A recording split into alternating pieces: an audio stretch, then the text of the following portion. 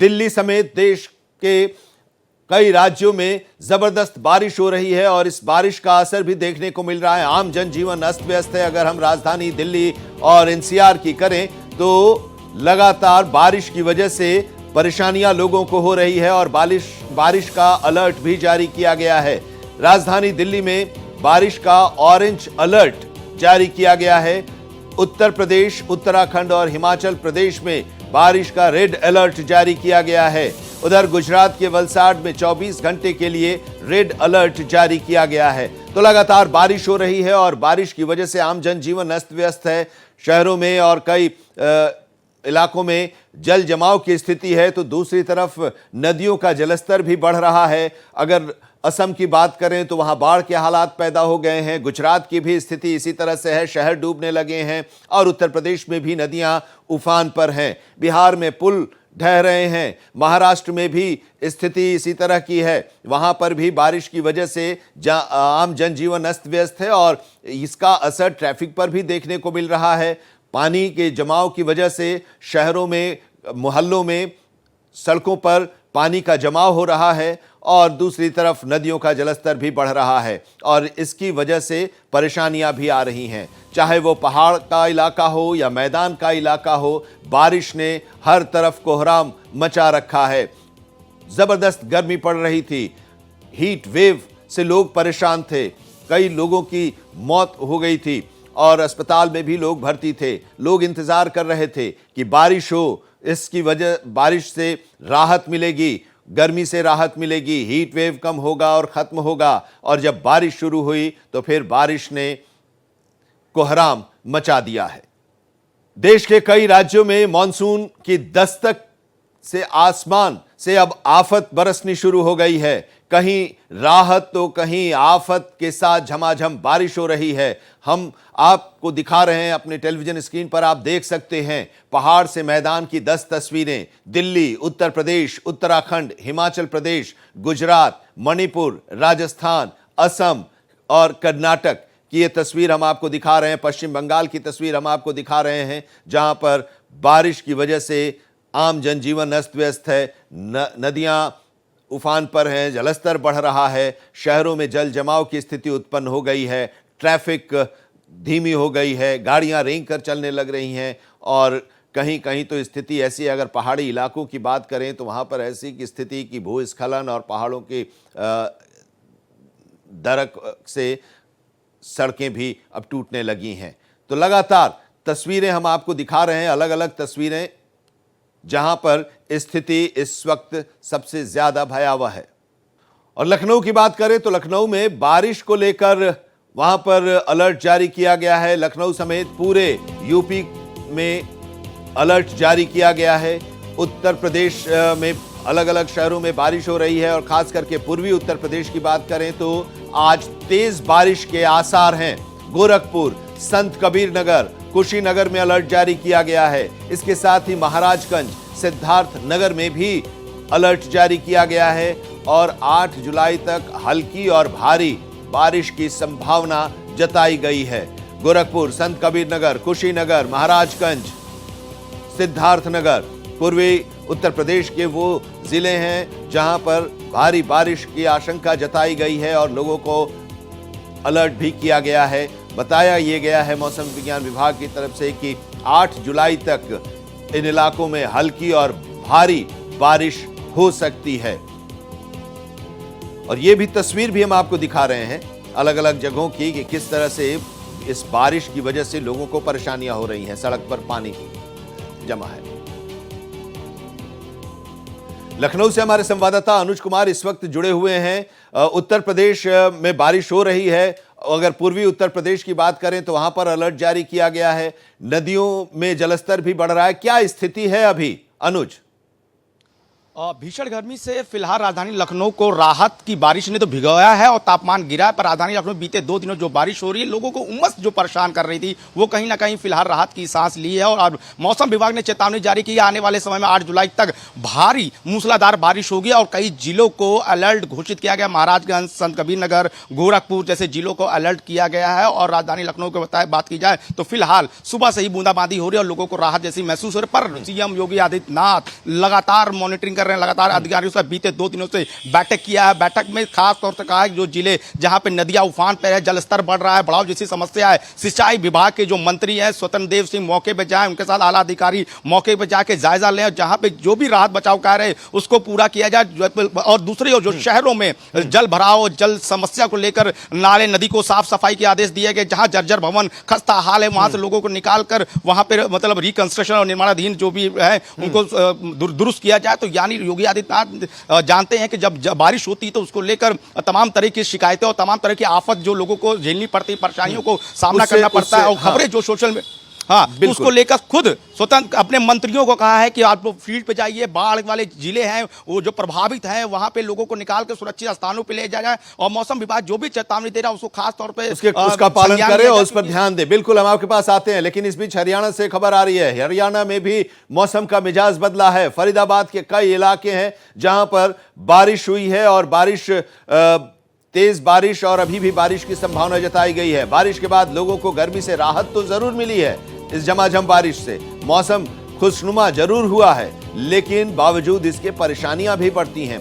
बारिश की तैयारी पहले से नहीं होती। मॉनसून का इंतजार तो होता है, लेकिन मॉनसून का जो असर होता है, मॉनसून में जो बारिश होती है, उस बारिश से ज्यादा समस्या न हो इसके लिए कोई तैयारी नहीं होती और उसी की वजह से सड़कों पर पानी लगता है और जल जमाव की स्थिति उत्पन्न हो जाती है। हरियाणा में गर्मी से राहत तो जरूर मिली है इस बारिश की वजह से।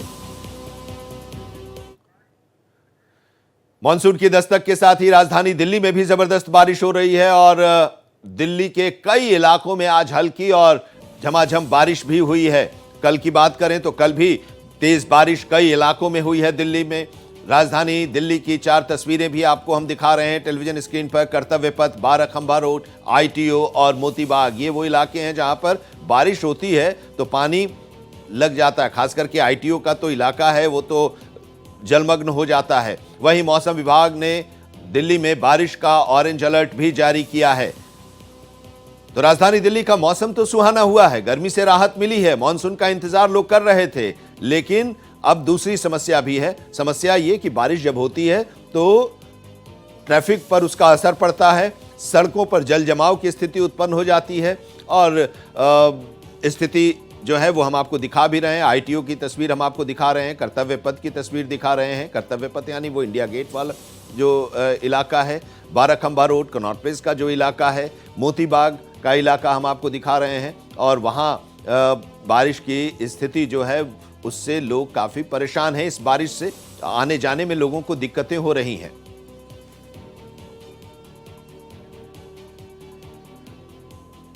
तो कर्तव्य पथ, बाराखंबा, आईटीओ, मोतीबाग, ये अलग अलग तस्वीरें। और ये सिर्फ यही नहीं है, और दूसरे इलाके जो हैं दिल्ली के, वहां भी इसी तरह की स्थिति है। बारिश की वजह से जल जमाव की स्थिति उत्पन्न हो गई है और पानी वहां पर जमा हो गया है। बारिश होती है तो उसके बाद फिर दिक्कतें आने लगती हैं। कई ऐसे इलाके हैं जहां पर तो तेज बारिश हल्की भी हो जाती है तो जल जमा हो जाता है, चाहे वो मिंटो ब्रिज का इलाका हो, आईटीओ के इलाके की तस्वीर तो हम आपको दिखा ही रहे हैं।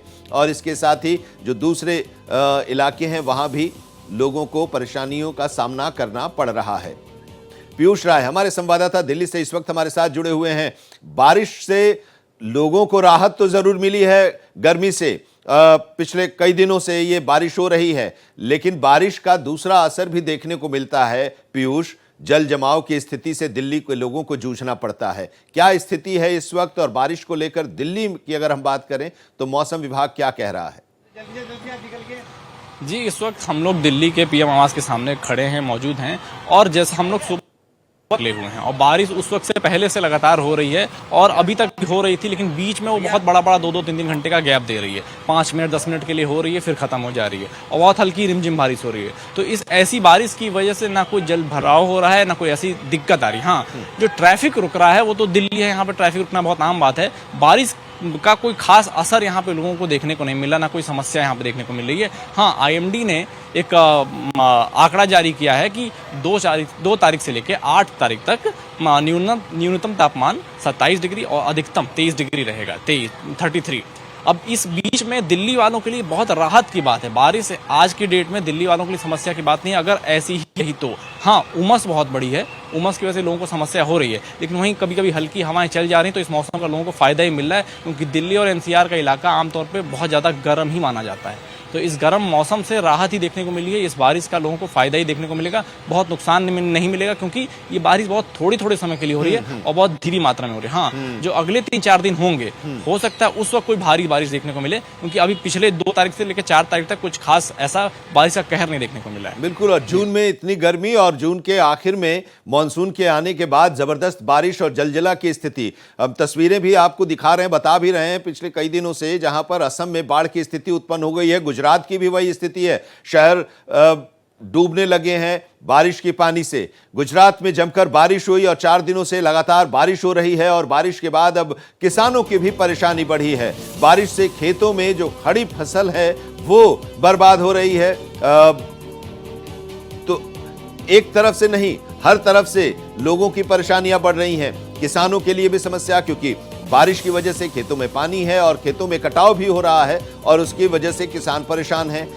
शहर में बारिश के पानी से जल जमाव की स्थिति उत्पन्न हो जा रही है और पिछले करीब 3-4 दिनों से जो बारिश हो रही है उससे गुजरात के कई ऐसे शहर हैं जहां पर जल जमाव की स्थिति उत्पन्न हो गई है, घरों में पानी घुस गया है। पिछले कई दिनों से हम उन तस्वीरों को भी आपको दिखा रहे हैं। अरविंद शर्मा हमारे संवाददाता भी हमारे साथ जुड़े हुए हैं। अरविंद, जरा ये बताइए अभी क्या स्थिति है गुजरात में? देखिए आनंद जी, पिछले 4 दिनों से बारिश गुजरात में हो रही थी और ये बारिश एक तरीके से कहें किसानों के लिए तो कच्चा सोना था। थोड़ी बहुत किसानों को मुसीबत ज़रूर हुई है। जिन इलाकों में भारी बारिश हुई है वहाँ पर ज़मीन का कटाव हुआ है, फसलें बर्बाद हुई हैं। जिनमें हम जूनागढ़ के आसपास की बात करें तो जूनागढ़ के आसपास भारी बारिश हुई थी। इस ज़िले में 3-4 तहसीलों में बारिश का रौद्र रूप देखने को मिला, जिसके कारण फसलें खराब हुई हैं, खेतों का कटाव हुआ है, नदियाँ उफान पर हुई हैं। लेकिन दूसरी तरफ इससे एक राहत की बात यह है कि राज्य में कई जगहों पर जो डैम है वो भरने के कगार पर आ गए हैं, जो आने वाले साल के लिए किसानों के लिए पीने के पानी, सिंचाई के पानी के लिए जो समस्या है वो दूर होगी।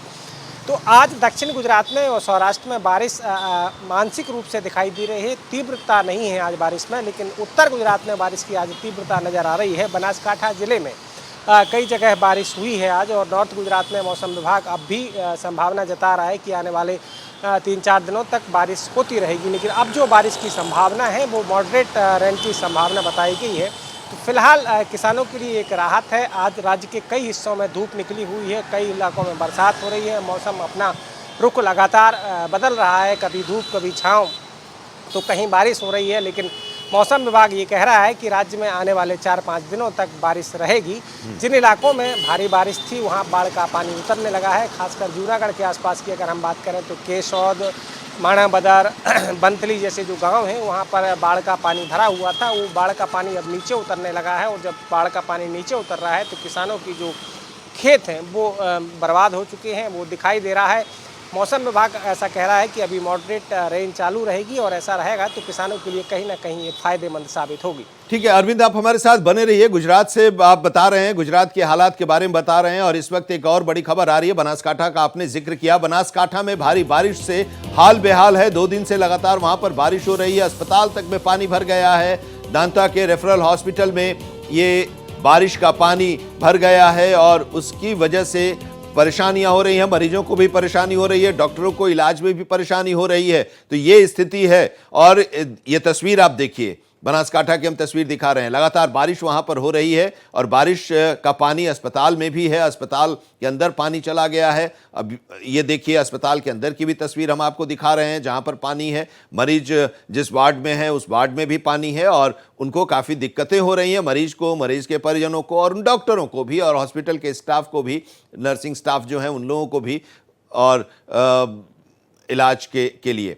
तो अभी उसकी वैकल्पिक व्यवस्था भी संभवतः की जा रही है।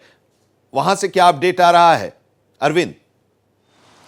देखिए आनंद जी, अगर इसमें बारिश की बात करें तो जैसे किसी जगह अस्पताल में पानी चू रहा है या अस्पताल में पानी भर रहा है तो इसमें बारिश का कोई दोष नहीं है। अनप्लान्ड मैकेनिज्म है सरकार का और सरकार को ये बारिश कहीं ना कहीं आईना दिखाती है। राज्य में कई जगह पर सड़कें धंसी हैं, कई जगह पर जो कोचवे हैं वो ध्वस्त हुए हैं। जैसा आप तस्वीरों में देख रहे हैं, यहाँ बाढ़ का कुछ पानी है जो सीवर के में सही निकासी ना होने के कारण अस्पताल में पानी भरा। कल ऐसी तस्वीरें गुजरात के सूरत से भी सामने आई थी, वहाँ अस्पताल में पानी ऊपर से छतों से टपक रहा था। तो इसमें बारिश को दोष नहीं दिया जा सकता। ये अनप्लान सरकार की कहें या म्यूनिसिपल कॉरपोरेशन की कहें, ये उनकी विफलता है।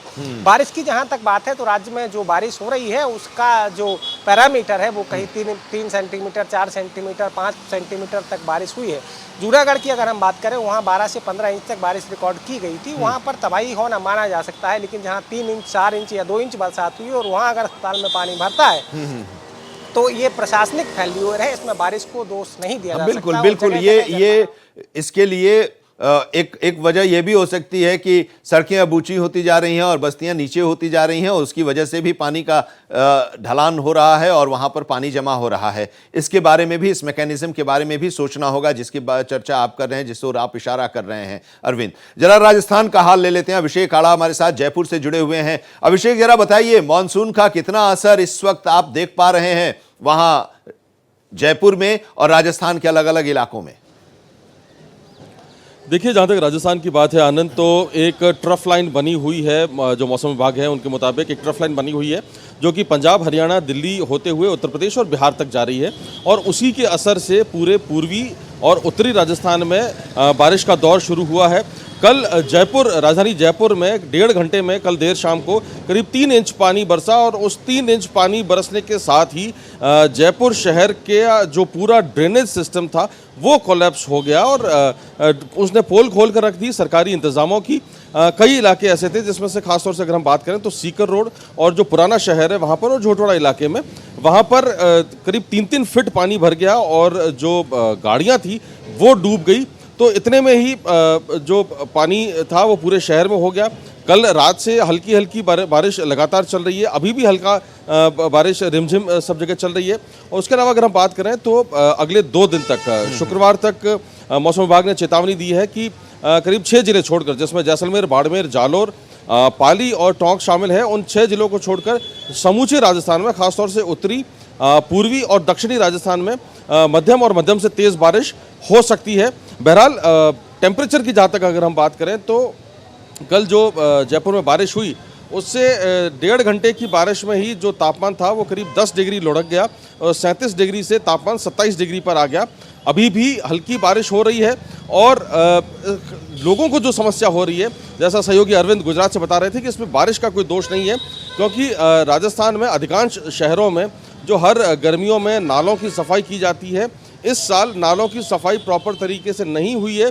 और सबसे बड़ी बात मैं आपको बताऊं आनंद कि कई शहरों में तो नालों की खुदाई के नाम पर, नालों की सफाई के नाम पर मिट्टी खुदाई का काम हो गया और वो भ्रष्टाचार और एक तरीके से कहें तो जो गलत काम हुआ है, जो नियम विरुद्ध काम हुआ है, वो सामने आया। सबसे बड़ी बात है इको सेंसिटिव जोन जो है माउंट आबू, जो कि एकमात्र पर्यटन स्थल है, हिल स्टेशन है राजस्थान में, वहाँ पर नालों की सफाई के नाम पर मिट्टी खोदने का एक कारनामा सामने आया है। उसके बाद में जांच हो रही है, ठेकेदार पर जुर्माना लगाया गया। तो इस तरीके के काम राजस्थान में कई जगह हुए हैं। नालों की सफाई नहीं होने से जगह जगह जलभराव हुआ है और इस जलभराव के कारण लोगों को खासी दिक्कत हो रही है। हालांकि बारिश अभी भी अगर हम बात करें तो जो आंकड़े हैं उसमें बारिश जो सामान्य होनी चाहिए उससे करीब 15% कम बारिश हुई है जुलाई में अभी तक। तो ये सामान्य बारिश भी नहीं हुई है और जो पूरा सिस्टम है वो कोलैप्स होना शुरू हो गया है। अगले 2 दिन तक 6 जिले छोड़कर पूरे राजस्थान में चेतावनी है कि येलो अलर्ट जारी किया गया है, मध्यम और मध्यम से तेज बारिश हो सकती है। आनंद, बिल्कुल, और यही है, अभी सामान्य बारिश नहीं हुई है तब ये स्थिति है। अनुज, जरा आप बताइए, पूर्वी उत्तर प्रदेश की बात हमने की, आपने लखनऊ के बारे में भी बताया, किसानों के बारे में भी कई जगहों पर ऐसी खबर भी आ रही है कि खेतों में कटाव हो रहा है मिट्टी का, इसकी वजह से वो फसलें बर्बाद हो रही हैं। धान की रोपनी के लिए तो ये उन लोगों के लिए एक अच्छा वरदान भी है, लेकिन दूसरी तरफ परेशानियां भी हैं। बिल्कुल, जिस तरह मौसम का मिजाज बदल रहा है उसी हिसाब से मौसम विभाग चेतावनी भी जारी कर रहा है और यही चेतावनी 4 दिन के लिए अलर्ट घोषित किया गया। जो जिले आपको बताया, संत कबीर नगर, प्रयागराज और गोरखपुर जैसे जिले और लखनऊ जैसे जिले हैं जहां पर येलो अलर्ट है, वहीं जो मौसम विभाग ये भी कह रहा है जो जून में बारिश नहीं हुई है, अब इस बार सबसे ज्यादा बारिश आपको जुलाई में देखने को मिलेगी, तीव्रता ज्यादा देखने मिलेगी, आंधी पानी की भी संभावनाएं जताई जा रही। यानी अब जुलाई जो महीना है वो काफी बारिश होने का अनुमान जताया जा रहा है, जो जून में नहीं हुआ। इसी को लेकर समीक्षा बैठक लगातार योगी आदित्यनाथ ने की है और कहा है कि सिंचाई मंत्री यानी स्वतंत्र देव सिंह खुद जाए गांव जहां बाढ़ जैसी स्थिति है, घाघरा नदी जहां कटान कर रही है और फसलों का मतलब अनुमान लगाया जाए कि इन किसानों की फसलों कितना नुकसान हुआ है, उसका मुआवजा भी तैयार किया जाए, क्योंकि अब कहीं ना कहीं इस आफत भरी बारिश से किसान भी उसके मतलब नुकसान, क्योंकि अब इसके बाद तो अब दूसरी स्थिति भी आएगी कि नदियों का जलस्तर बढ़ रहा है। कल हमने सरयू नदी के बारे में भी बताया था कि वहां पर भी अयोध्या में सरयू नदी का जलस्तर बढ़ रहा है, तो फिर अब बाढ़ की भी स्थिति आएगी।